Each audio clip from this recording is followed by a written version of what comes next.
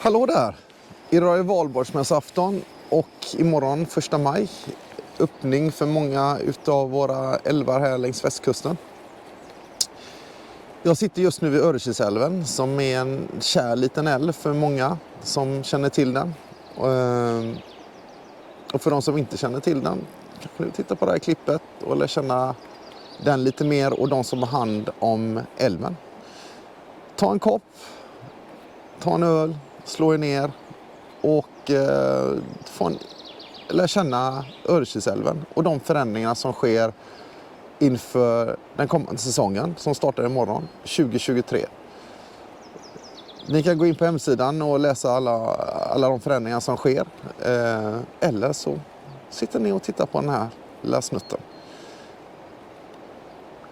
Hoppas ni ska ha trevligt. Ha det gott.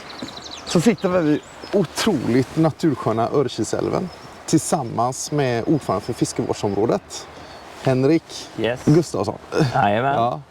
Tänkte, du är ganska ny. Ja. Från i år. Jag har 4 barn. Ja. De är alltid från vuxna till halvstora. Och yngsta är 12 här nu Yngsta i år. och äldsta var 21. Och du är 42. Ja, då var du uppe igång. Du var igång tidigt. Jajamän. Så är det.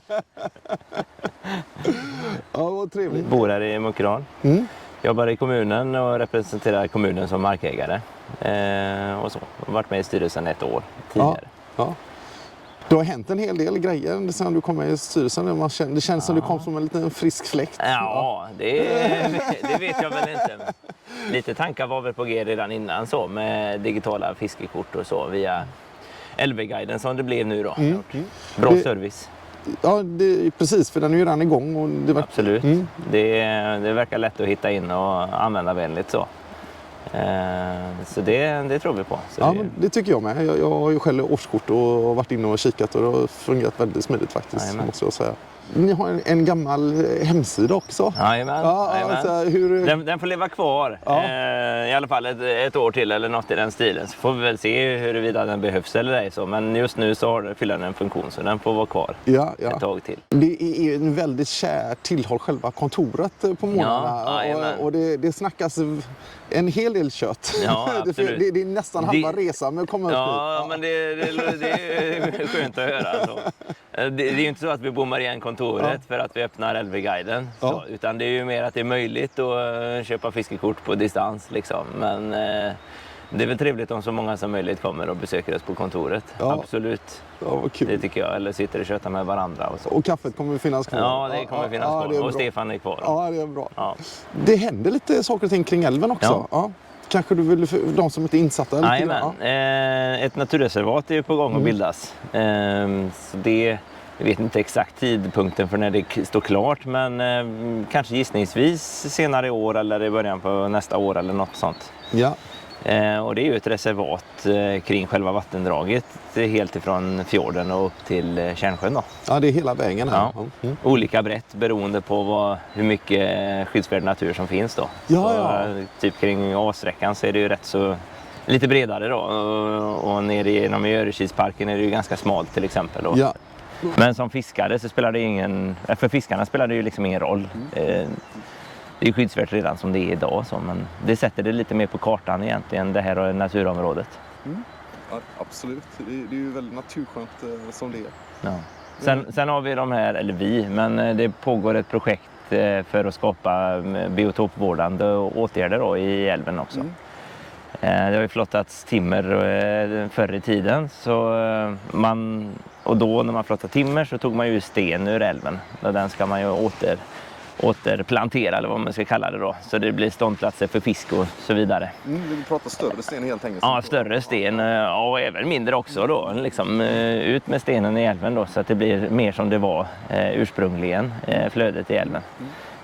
Och det är lite olika sträckor man gör de här åtgärderna på. Och sen är det ju nere på de här sträckorna där vi har skredsäkrat på 80-talet. Där det ligger krosssten, där kommer man ju att täcka delar av det stenskravlet med jord helt enkelt så att det ser mer naturligt ut. Och så, det är ett par åtgärder. Jag tror det är fler också, jag har dem inte i huvudet. Men så den otroligt natursköna Örekilsälven blir ännu mer ja, naturskön. det kommer den att bli. Det var Ja. roligt att höra. Det kommer inte vara någon som är och gräver och fixar i år, utan det kommer vi nog se resultatet av också, kanske nästa och nästa år då. Händer verkligen grejer som Ja. Ja, men det är kul, det är kul. Absolut. Hur kände du när du blev tillfrågad? Ja, men det är väl lite nära så, absolut. ja. Det är det. Jag är ju ingen laxfiskare så egentligen. Jag gillar fiske, men jag är inte uppfödd här vid älven. Ja. Men jag brinner ju för natur och djurlivet liksom. Och laxen i sig är ju kul att kunna vara en del av och vara med och bevara. Så. Sen handlar det om fiskerättsägarna och deras intresse egentligen då, till stor del också. Så det... Och det går ju hand i hand givetvis. Ja, självklart. Det finns ju en riverkeeper också. Ja, Stefan Ja, men han är kvar, still going strong. Nej, men det han inte vet om älven, det är ju inte värt att veta. Det är nästan så. Ja. Ja, men det ska bli kul att samarbeta med honom. Ja. Verkligen. Så han håller på att bli insatt här nu i de här digitala tjänsterna och så. Det är en utmaning, men det går allt åt rätt håll.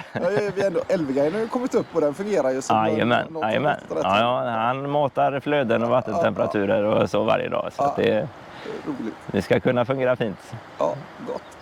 Du, jag vet att du har mycket att göra. Jajamän. Det är en ny säsong på gång och du har fullt upp. Jag får tacka för den här stunden. Tack själv. Väldigt trevligt att träffa dig. Jag ser fram emot att pratas mer framöver. Ja, ser fram emot att träffa trevliga fiskare under säsongen. Tack så mycket. Tack.